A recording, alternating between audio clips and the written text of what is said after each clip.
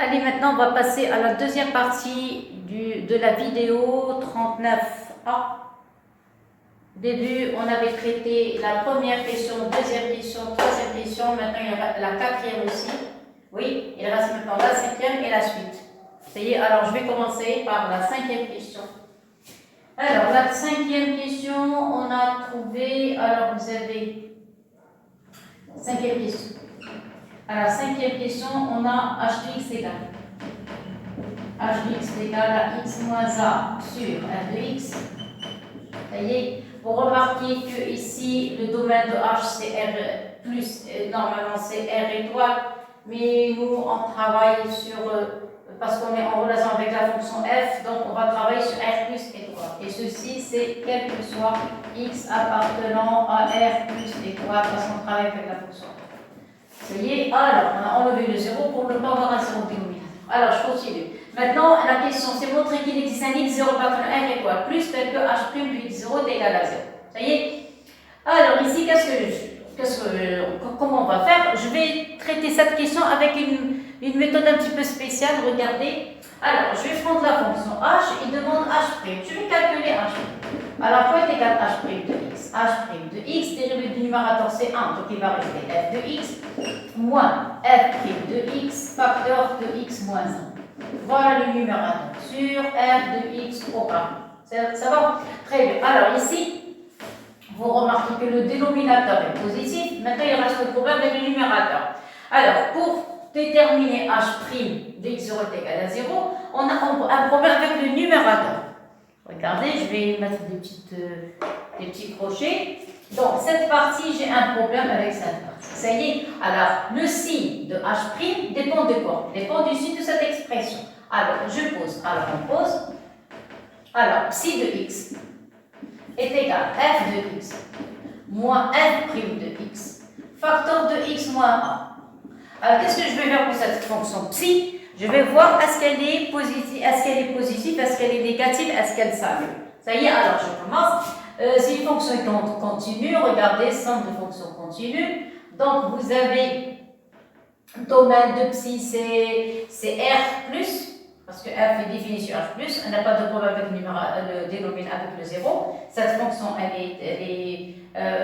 la fonction h qui a des problèmes avec le 0, mais la fonction psi n'a pas de problème avec le 0. Vous avez psi est une fonction continue sur r+, donc elle n'a pas de problème avec le 0. Maintenant, je vais calculer sa dérivée. Alors, psi', elle est sous forme de somme de fonctions continues, donc elle est continue, donc elle n'a pas de problème. Maintenant, je vais calculer psi'.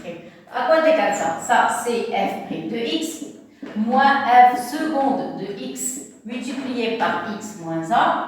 Je vais mettre ici des parenthèses parce que c'est la forme u fois b, plus dérivé de x c'est 1 plus f' de x. Voilà. Ça va?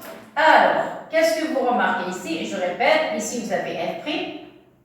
Ici vous avez moins. Dérivé de f' c'est f seconde facteur de x, x moins 1, plus f', dérivé de x moins 1. Qu'est-ce que vous remarquez? Que ce f' va disparaître avec celui-là parce que vous avez un signe. Clair?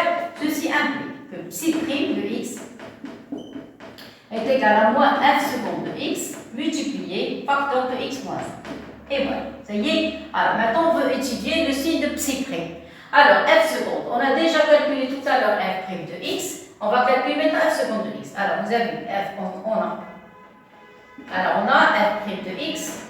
Tout à l'heure, on avait calculé, c'était arc tangent x plus. Alors, on l'a déjà calculé tout à l'heure dans la fonction g', je crois, c'est ça? Parce que moi, j'ai effacé maintenant le tableau. Alors, vous allez voir, s'il vous plaît, aller en relation avec la dérivée de g, vous allez trouver cette expression. Une partie, pas toute, mais une partie. Alors, vous avez arc tangente plus x sur 1 plus x carré. Et voilà. Ça va? On va calculer f seconde. Alors, f seconde de x. On l'a déjà calculé tout à l'heure, mais moi j'ai effacé le tableau maintenant. Ça y est. Arc tangent, c'est 1 sur 1 plus x carré. Plus dérivé de x, c'est 1, il va rester 1 plus x carré. Ça va? Moins 2x carré sur 1 plus x carré. Tout à l'heure, on avait calculé ça. Mais moi, j'ai effacé le tableau. Donc, arc tangente x, c'est 1 sur 1 plus x carré. Dérivé de x, c'est a, il va rester 1 plus x carré, moins dérivé du dénominateur 2x bar, c'est correct. Donc, qu'est-ce qui va rester? Il va rester 1 sur 1 plus x carré, plus, il va rester ici 1 moins x carré sur 1 plus x carré de tout cas. Ça y est, donc, s'il vous plaît, je suis obligé de refaire le calcul parce que moi, j'ai effacé le tableau. Alors, vous avez déjà le calcul. Donc, vous avez f seconde de x. F seconde de x, on va réduire au même dénominateur. On va avoir 1 plus x au carré, le tout au carré. Ça va, qu'est-ce que ça donne? Ici, on va multiplier par 1 plus x carré. Donc, 1 plus x carré, 1 moins x carré, ça donne 2. Voilà, donc c'est strictement positif. Ça y est? Voilà. Donc, f seconde est positif. Avec le moins, c'est négatif. Ça y est? Donc, le signe de psi prime dépend de quoi? Du signe de moins x moins. Ça y est? Alors, le signe. Donc, le signe de psi prime. Psi prime dépend de, voilà, dépend de celui de. Alors, regardez, f seconde est positif. Voilà l'expression de f seconde. On l'a déjà calculé dans la première partie. Vous avez un signe moins ici. Le voilà, vous avez vu. Et x moins 1. Le signe de moins x moins 1. Et voilà, ça y est, c'est terminé. On a terminé. Là seulement, on va maintenant poser des signes. Vous avez moins x moins a. Ça s'annule en a. Voilà. Ici, vous avez positif. Ici, vous avez négatif. Ça y est, maintenant, ça y est, on va dresser le tableau de psi. Donc, vous allez avoir ici psi prime de x, vous allez avoir ici psi, vous avez ici, on travaille de 0 à plus l'infini, donc ici 0 plus l'infini, vous allez avoir ici le a, ça s'annule ici, positif et négatif, ça y est, donc psi elle est croissante et elle est ici décroissante. Mais égal, ça donne f de 0, f de 0 c'est 0, moins f prime de 0, f prime de 0, 0, 0, donc c'est 0, donc c'est 0, ça y est, c'est 0.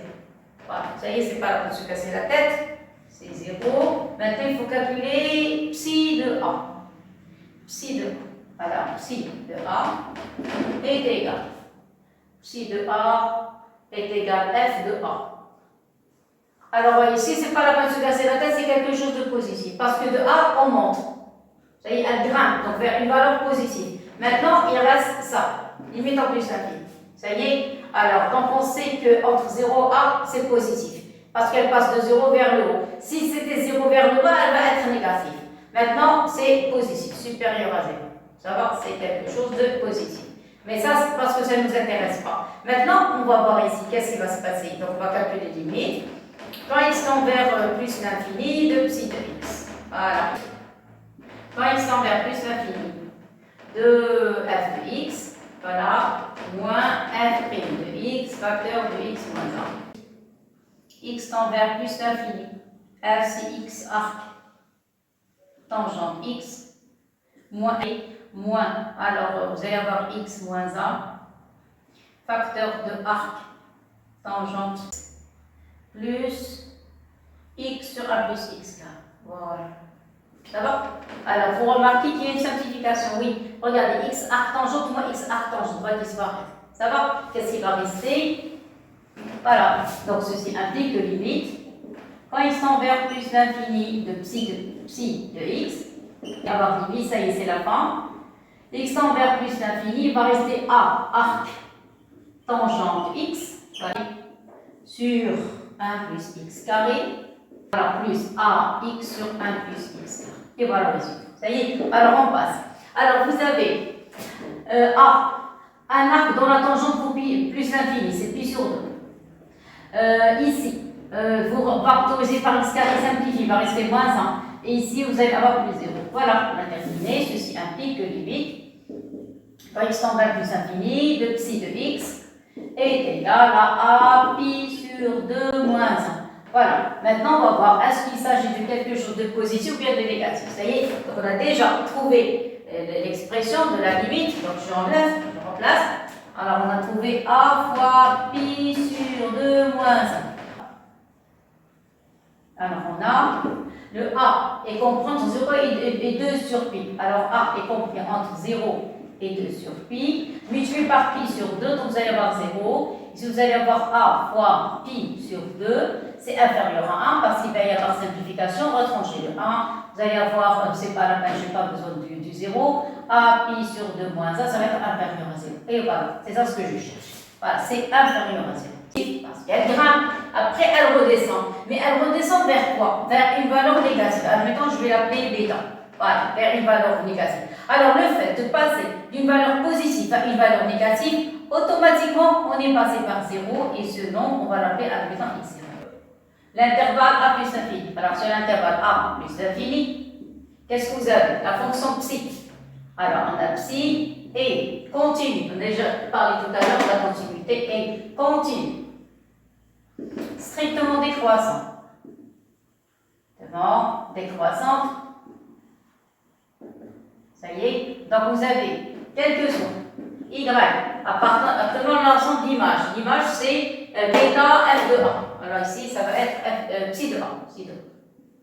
Voilà, ça y est, psi de a, vous n'avez qu'à le calculer. Quel que soit y appartenant, bêta, c'est la plus petite valeur. Donc, c'est une bande ouverte, c'est limite en plus infini, jusqu'à psi de a.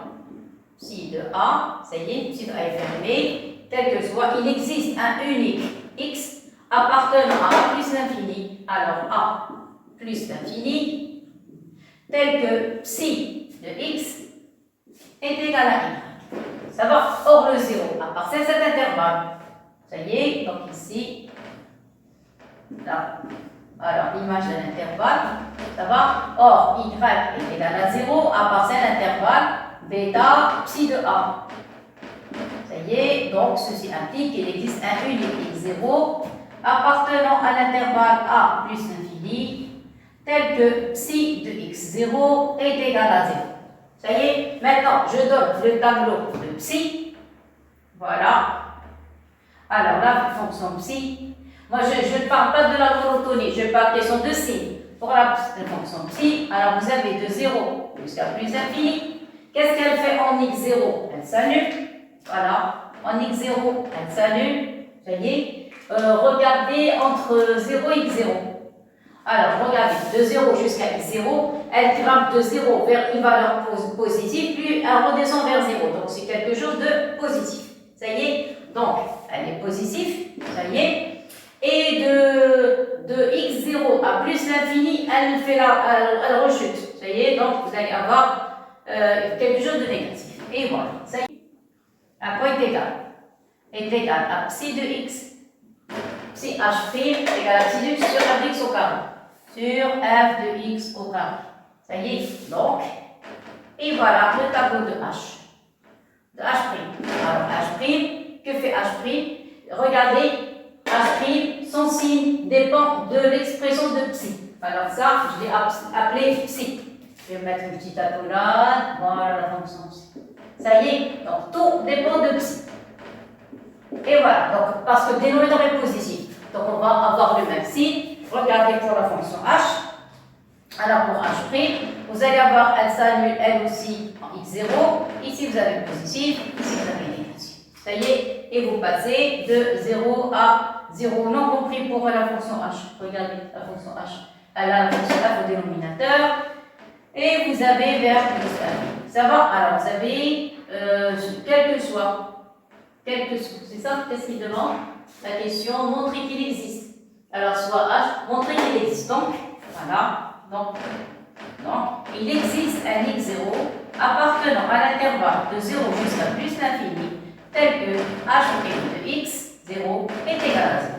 Et voilà, on a trouvé l'existence de x0. Ça y est? Alors, exprès, je suis partie par cette voie pour vous montrer que des fois, on a des fonctions, on ne prend pas toute la fonction, on prend une partie, comme ici.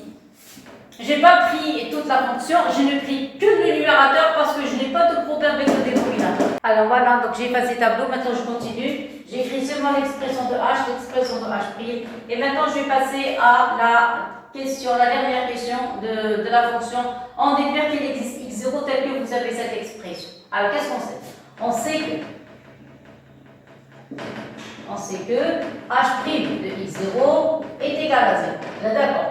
Ça veut dire, ceci implique que f de x moins f' de x facteur de x moins 1 sur f de x au carré est égal à 0. Ça y est, seulement il faut faire un petit changement, égal à 0, parce que cette relation est vraie pour x0. C'est-à-dire qu'il faut changer les x en x0, ici x0, ici x0. Ça va? Alors, vous avez une fraction est nulle si le numérateur est nul, donc vous allez avoir f de x0 moins f' en x0, facteur de x0 moins 1 est égal à 0. Voilà, c'est tout. Après, ils veulent f' en x0, c'est-à-dire ils veulent cette expression. Voilà, ça y est, donc vous allez avoir f' en x0, vous allez mettre ce terme de l'autre côté divisé par x0 moins 1, ça donne f de x0 sur x0 moins 1. Et voilà. Clair? Voilà, c'est tout. Vous pouvez même ajouter une chose, laquelle vous pouvez ajouter voilà, à l'expression. Clair? La deuxième partie, c'est la sixième question. Alors, pour la sixième question, on a soit à la UN, vous avez U0 est égal à 1, et vous avez UN plus 1 moins UN est égal à F de U. Voilà, ça c'est la suite. Ça y est? Alors, des fois, ils sont monotonie de UN. De UN, ça y est, c'est très simple. Alors, UN plus 1 fois UN, je divise par UN au carré. Pourquoi UN au carré? Vous allez avoir ici F de UN sur UN au simplification. Il va rester UN plus 1 sur UN est égal à F de UN. F de UN sur UN au carré, ça va. Et d'après la première question, si vous divisez par ici, il va rester ici A. Donc ça va être inférieur. Voilà, le tour est joué. C'est tout. Donc qu'est-ce qu'on a trouvé? On a trouvé que UN plus 1 sur UN est inférieur ou égal à 1. Donc, vous avez la suite.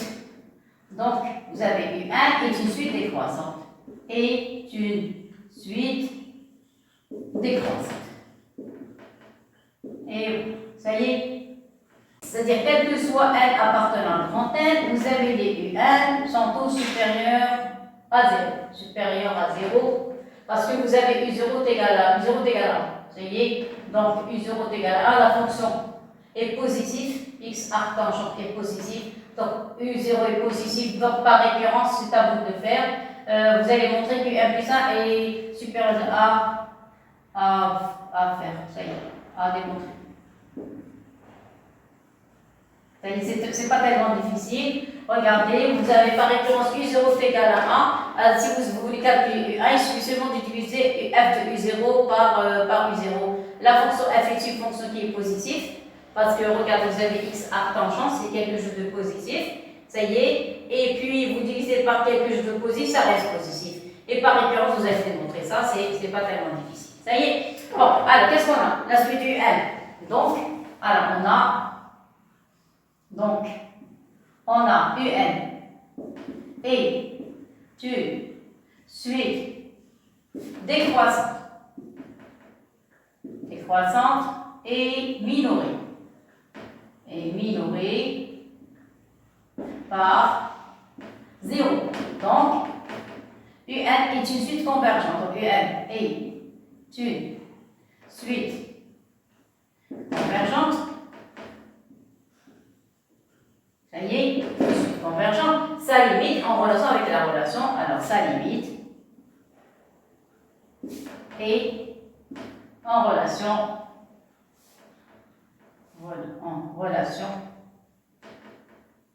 avec l'équation. Alors, quelle équation? Quand n tend vers plus infini, limite de un est égale à limite de n plus 1. Donc ici, vous allez avoir L, ici L. F est une fonction continue. Donc vous allez avoir ici f de n. Ça y est, en relation avec. Alors ici, on remplace ici par L fois L est égal à f de L. Est égal à f de L. Alors, maintenant, explication. Pourquoi j'ai écrit ça? Alors, pourquoi? Je vais écrire ça en bleu. Ça y est, vous pouvez l'écrire ici. Vous pouvez l'écrire au début, ce que vous voulez. Pourquoi? Car, je vais mettre ici entre parenthèses, car vous avez limite.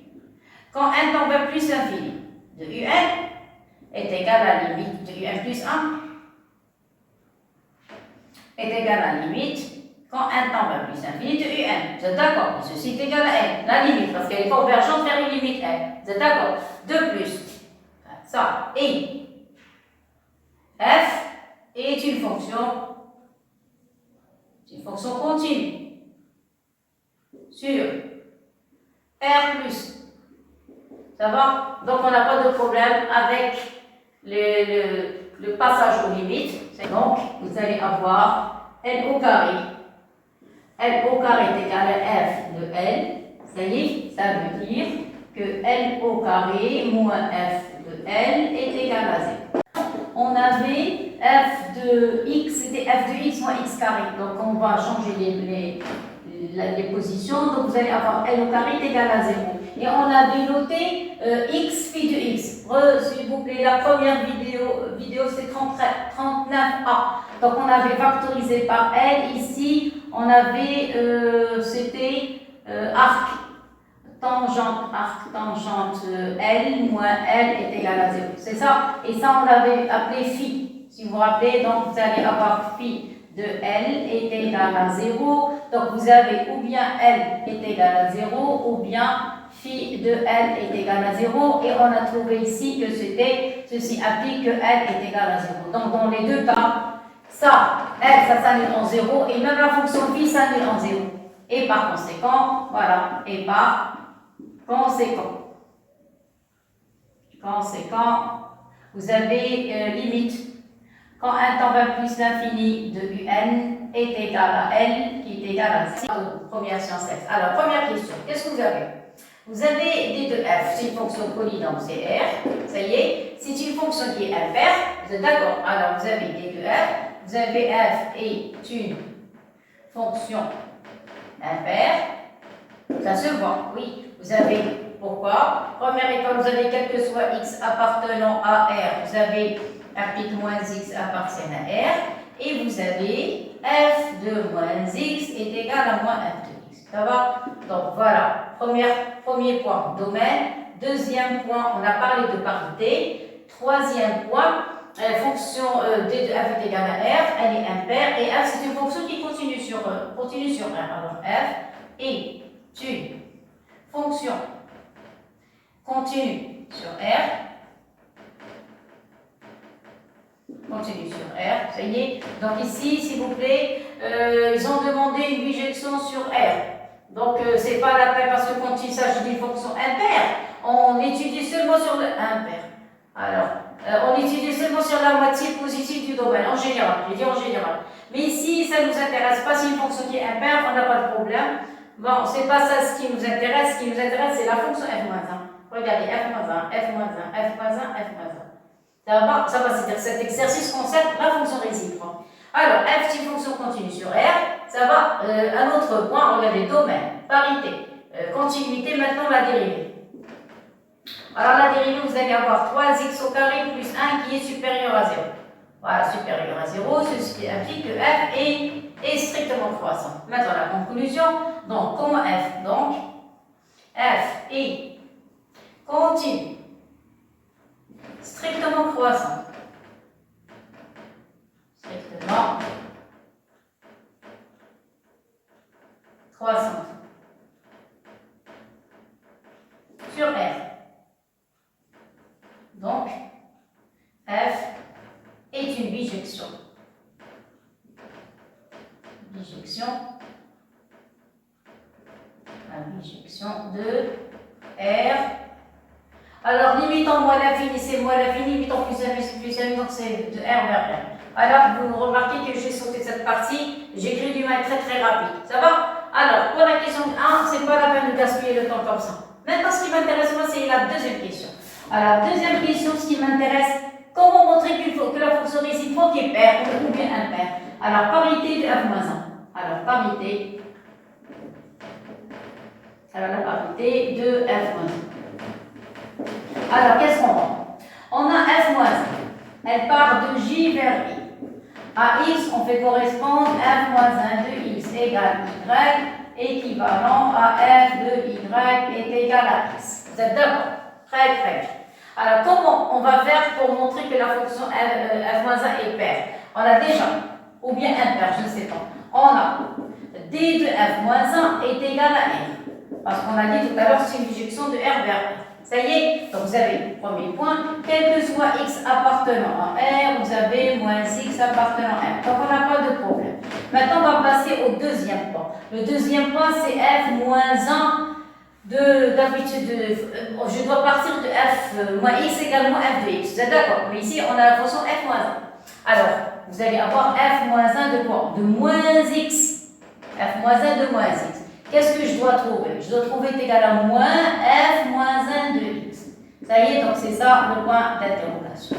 Alors, si je peux arriver à moins f moins 1 de x, la fonction va être impaire. Si j'arrive à f moins 1 de x, elle va être paire. Ça y est. Alors, maintenant, on va donner le départ. Qu'est-ce qu'on sait sur la fonction f? On sait que f est une fonction qui est impaire. Alors, on sait que f est une fonction impaire. Donc, vous avez quel que soit y appartenant à R, vous avez f de moins y est égal à moins f de y. Vous êtes d'accord avec ça? Très bien. Mais n'oubliez pas que f de y est égal à x. Alors, on va donner le départ de quoi? À partir de quoi on va partir de f moins 1 de moins x pour arriver à moins f de moins 1 de x. Mais ici, moi, je n'ai pas de moins x. Donc, je vais partir de f moins 1 de x pour arriver à moins f de moins 1 de x. Ça y est? Alors, vous avez compris? Vous avez écouté ce que j'ai dit. D'habitude, on part de f moins 1. Je vais parler avec ces. Regarde, celle-ci. D'habitude, on part de f de moins x pour arriver à moins f de x. Maintenant, je vais faire l'inverse. Je vais partir de f de x pour arriver à moins f de moins x. Ça y est, c'est-à-dire quoi? Donc, je vais donner le départ à partir de f moins 1 de x. Ça y est, alors on sait, on a. À quoi est égal f de y? Alors, vous avez f de y est égal à x. Regarde, voilà le départ. Ça y est, ceci implique. Alors, si vous avez f de y est égal à x, qu'est-ce qu'on a? Nous, on a déjà f de y est égal à moins f de moins y. Ceci implique que regardez, mettez-le moins de ce côté, vous allez avoir moins f de moins y, ça y est égal à x.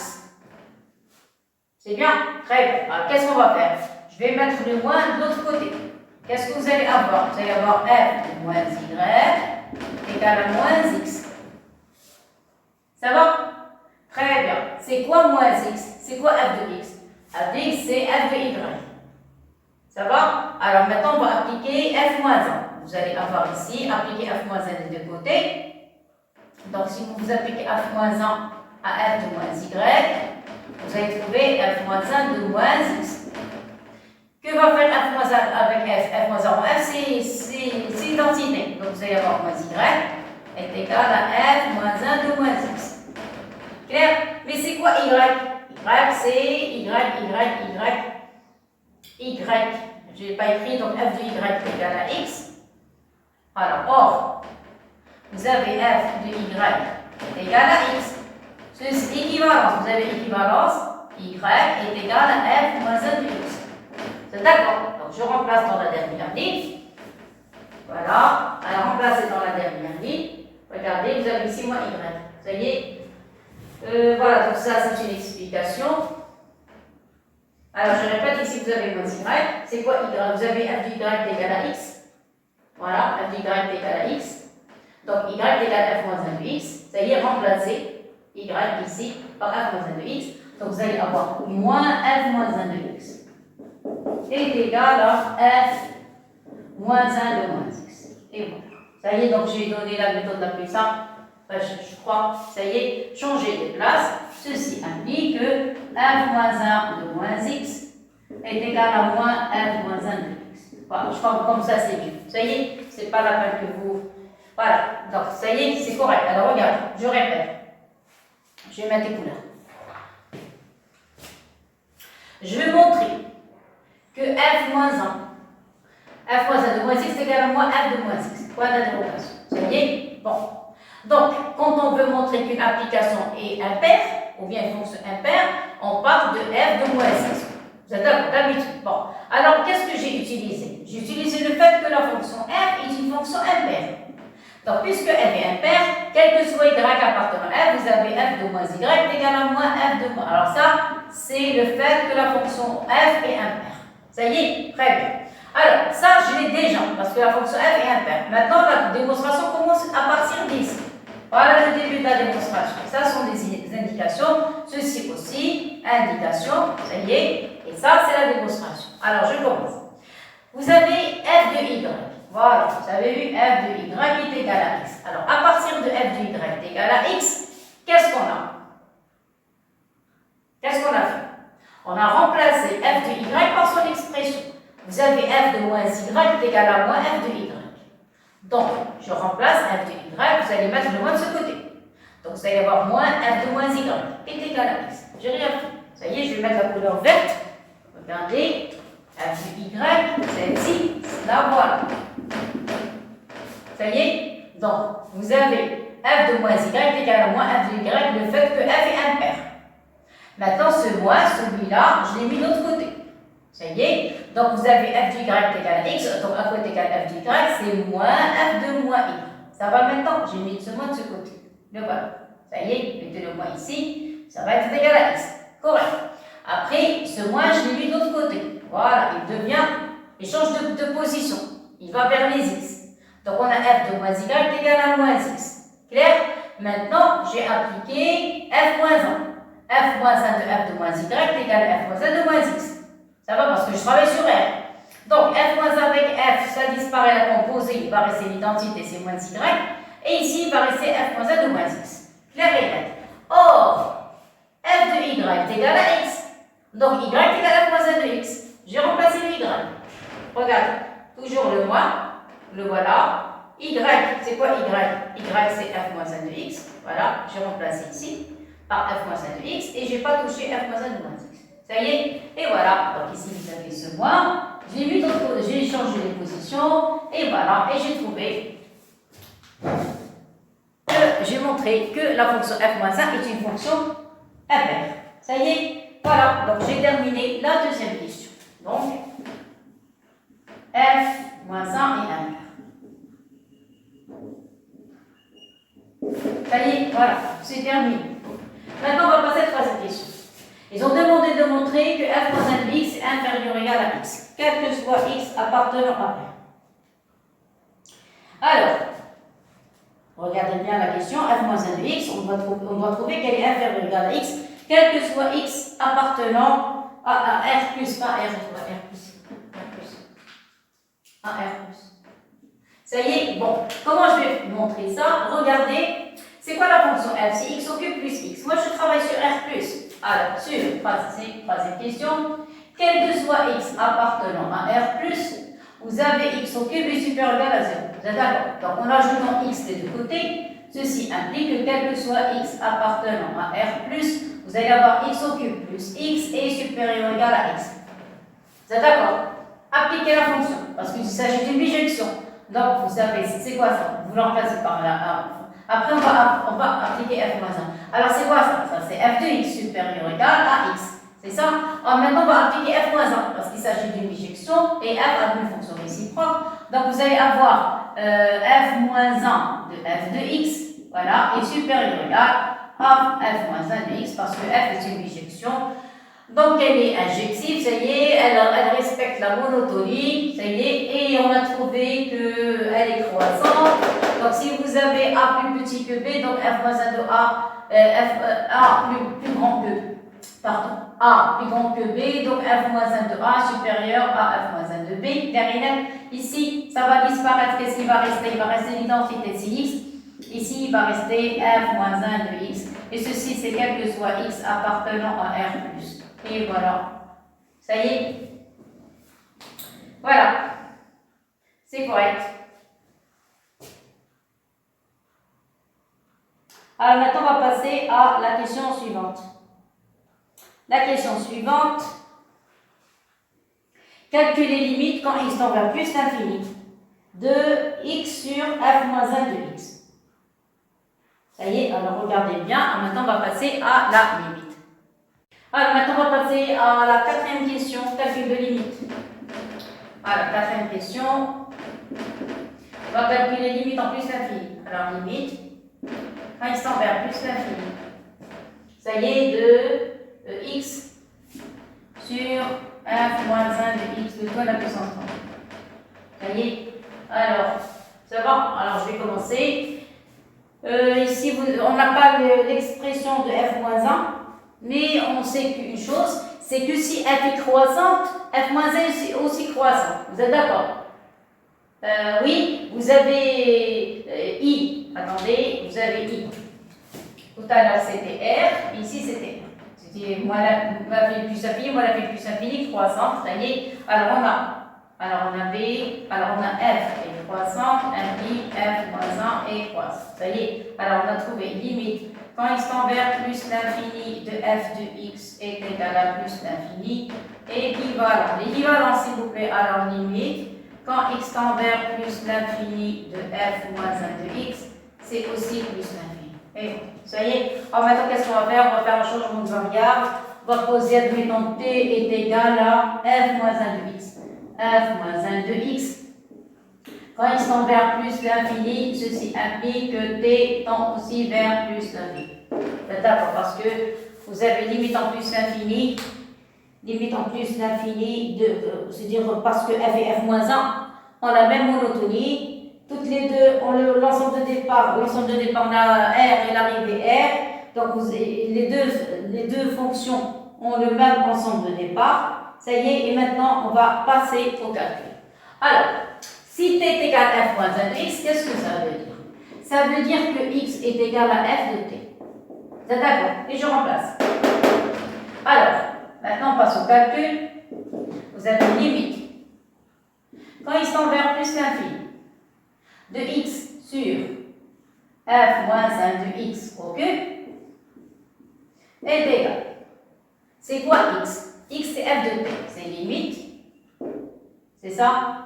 Quand je vais faire un changement de variable, t tend vers plus l'infini.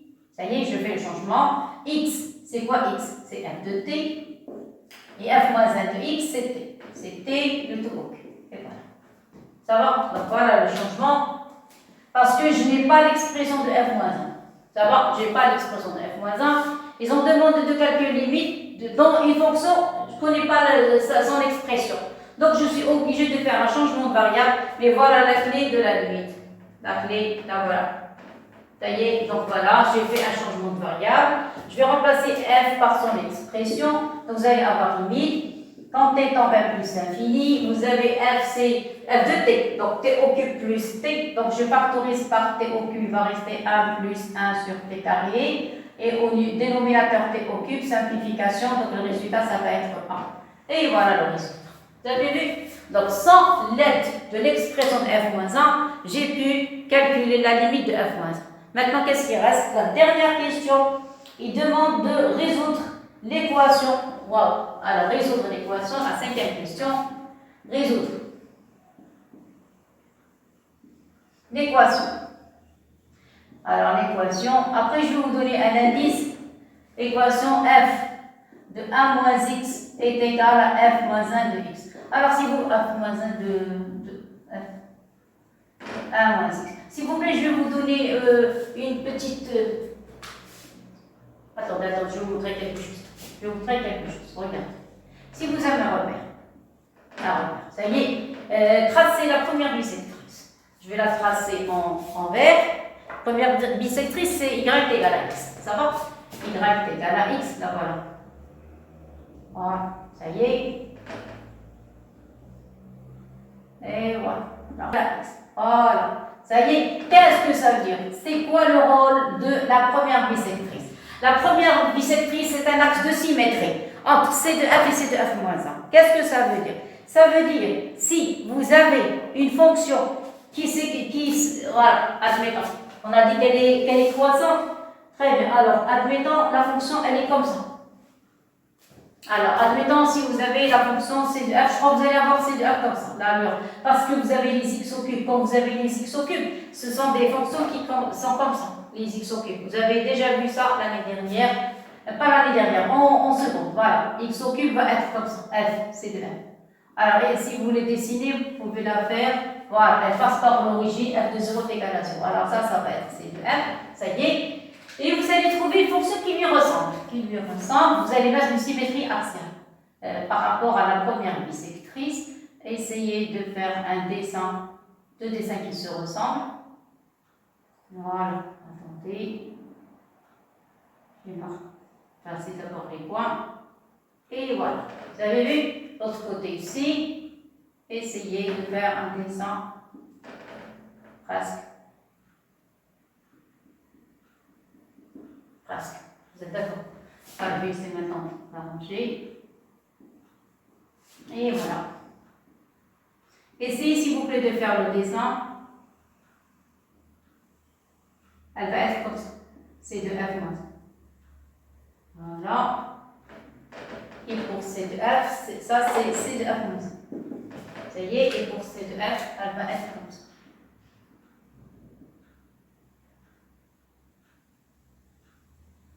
Et voilà. S'il vous plaît, essayez de dessiner correctement. D'accord? Moi, je n'ai fait que l'allure. Et vous allez faire ça en détail.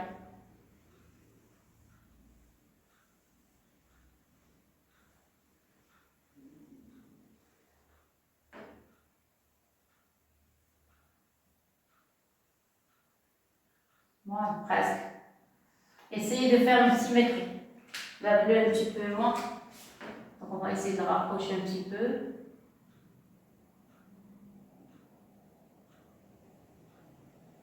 Presque. Et voilà. Ça va, donc voilà, ça va être comme ça, l'allure. J'ai dit l'allure, c'est de 1. Et voilà. Sur le dessin, la bleue et la noire sont symétriques par rapport à la droite verte.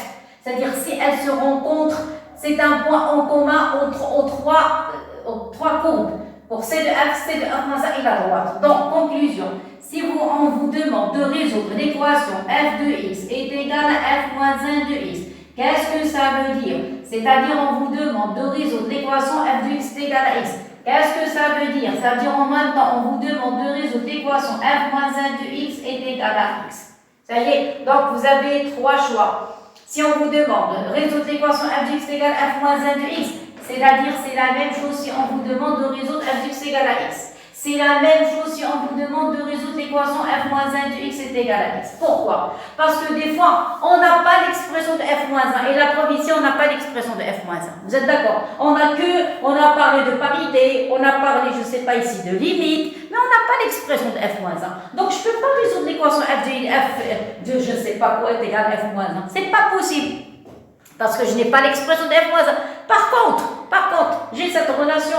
Pourquoi? Qu'est-ce que ça veut dire égalité? Égalité, c'est une intersection. Les élèves, si on se met à ce que ça veut dire l'égalité, c'est là où les courbes se rencontrent. Les courbes se rencontrent sur la première bisectrice. La première bisectrice, son équation, c'est y est égal à x. Donc, conclusion, voilà. Ça y est, alors maintenant, je vais commencer la question. Qu'est-ce qu'on me demande de résoudre? On me demande de résoudre f de 1 moins x est égal à f moins 1 de 1 moins x. Qu'est-ce que ça veut dire? F de x est égal à f moins 1 sur x est égal à x, tout simplement. Alors, équivalent à quoi? À f de 1 moins x est égal à x. Seulement s'il vous plaît, c'est un changement de variable ici. Ça, c'est le grand x. Ça y est, ça, c'est grand x. Ça y est. Donc, regardez, avec un changement de variable, je pars x dans le cas général. Ça y est, donc ici, la même chose. C'est-à-dire vous allez avoir résoudre l'équation 1 moins x. Et voilà. Donc vous allez avoir quoi? Vous avez x au cube. X au cube, vous allez avoir 1 moins x au cube. Voilà. Plus 1 moins x est égal à 1 moins x. Regardez. Il n'y a pas plus simple que ça. Ce terme va disparaître avec celui-là. Qu'est-ce qui va rester? Il va rester 1 moins x au cube est égal à 0.